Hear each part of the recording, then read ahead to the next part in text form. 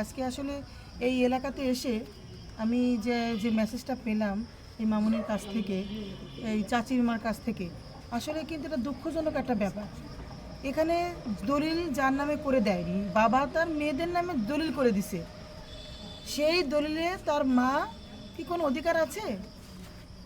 আমি দেশ ও দেশের বাইরে এবং পুলিশ প্রশাসন যারা আছেন, আইন বিভাগে যারা আছেন, আইনি জগতে যারা আছেন, তাদের সকলের কাছে আমার প্রশ্ন, বাবা যদি তার সম্পত্তি মেয়েদেরকে লিখে দেয়, সেই সম্পত্তি নিয়ে মা কি আইনি দ্বন্দ্বে লড়াই করতে পারে কিনা, সেই সম্পত্তির উপরে কোনো দাবি করতে পারে কিনা, এই বিচারটা আমি আপনাদের উপরে ছেড়ে দিলাম।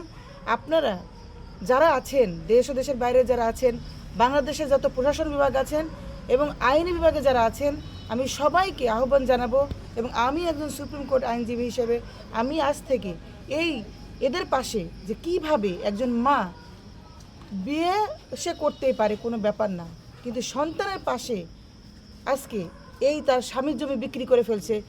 কোনোদিন কি পারে তার স্বামীর জমি, যেখানে তার স্বামীর কবর আছে, যার সম্পত্তি স্বামীর সম্পত্তি নিজের নামে দিয়েছে, আবার সেই সম্পত্তি সে বিক্রি করে দিয়েছে, আর এই সম্পত্তির জন্য তার সন্তানরা আমার পিতার কবরের স্থান আমরা উদ্ধার করতে চাই। সত্যি একটা দুঃখজনক একটা ব্যাপার।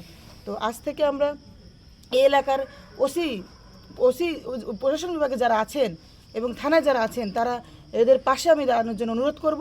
কারণ এই যে জমিটা তার বাবা তাদের নামে লিখে দিয়ে গেছে, দলিল করে দিয়ে গেছে, এই সম্পত্তি তারা কখন তার মা ওখানে যে গায়ের জোরে দখল করার চেষ্টা করতেছে, এটা অবশ্যই আইন বিরোধী।